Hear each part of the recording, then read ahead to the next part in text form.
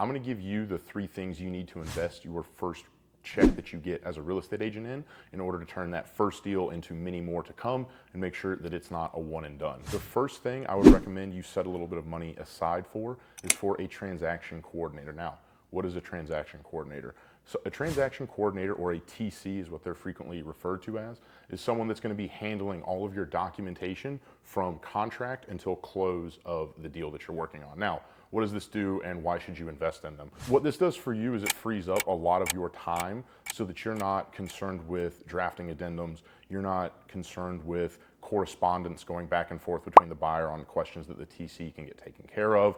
They're going to be coordinating with the closing attorney, coordinating with the lender to make sure that everything stays on track in the deal. More importantly, what it does for your client is it actually gives them better service.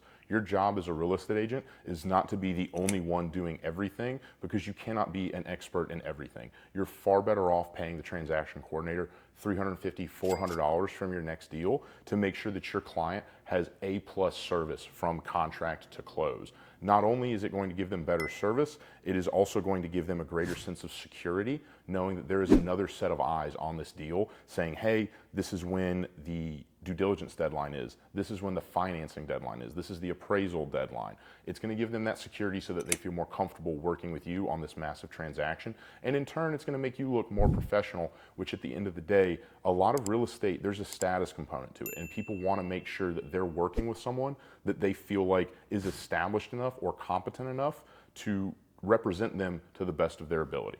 The second thing that I'm going to recommend that you spend a little bit of money on if your first check is large enough is going to be some sort of real estate or sales coaching. I've invested in a number of different programs, from Facebook and Instagram ads to TikTok ads to sales training to particular real estate coaching, all of this to try and pay down what is widely referred to as the debt of knowledge that you have. When you're new in real estate, you don't know what you don't know, which is a very dangerous place to be, because you don't know the questions you need to ask or the places you need to go in order to grow your career. You just don't have a blueprint or a roadmap. So you're far better off going to some of these people that are offering these, that are well established and have, typically are going to be well reviewed, like, so you know that the money is spent in the right place. Also, typically they're going to have a lot of free resources on YouTube that you can use to vet them prior, to make sure that you can continually grow your knowledge in terms of the sales. I would personally recommend the sales side first, because whether or not you like it, real estate is the sales business. And not only are you selling a property, but you're also selling yourself. You need to sell yourself to the client, so you need to know how you can articulate why they need to be working with you and not their friend's cousin's estranged wife.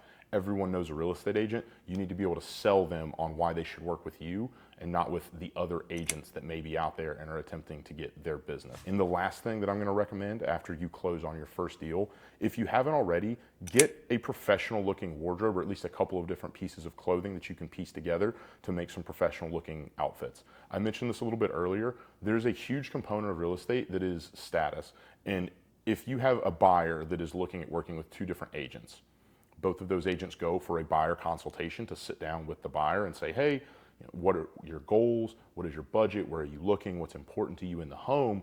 One of them shows up looking presentable, looking formal. You don't have to be in a suit, and a lot of times actually the suit can hurt you. And then the other one shows up in a Tommy Bahama shirt. They're probably, if all things are equal, going to go with the person that was dressed a little bit better. It just gives off an air of, I've done this before and I know what I'm doing and I'm a professional, because whether you like it or not, people are always going to be looking for a reason to disqualify you, especially if you're a newer, younger agent. That's always going to be in the back of a client's mind, is like, okay, does this person actually know what they're doing? And you don't want to give them any sort of reason other than the ones that they have going on in their head of why not to work with you.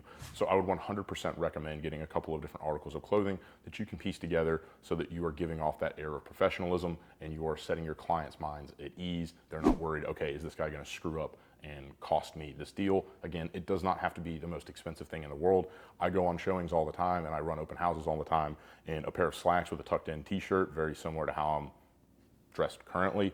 I've gone on them frequently. I've never gone on them in a suit, but a dress shirt, anything that looks professional to where it's not going to raise any red flags like flip-flops or something along those lines. But if you want any more advice or if you want any more content on what you need to be doing as a new real estate agent, as a young real estate agent, go ahead and click that link right down below. I've got a free 5-day email course that kind of lays out, in my opinion, a blueprint on how to get to 6 figures as fast as you can. It's entirely free. Not to mention, I shoot out emails once a week touching on things similar to this, how you need to be growing your business, best practices, ways that you can ultimately put more money in your pocket, because at the end of the day, I want to see you win.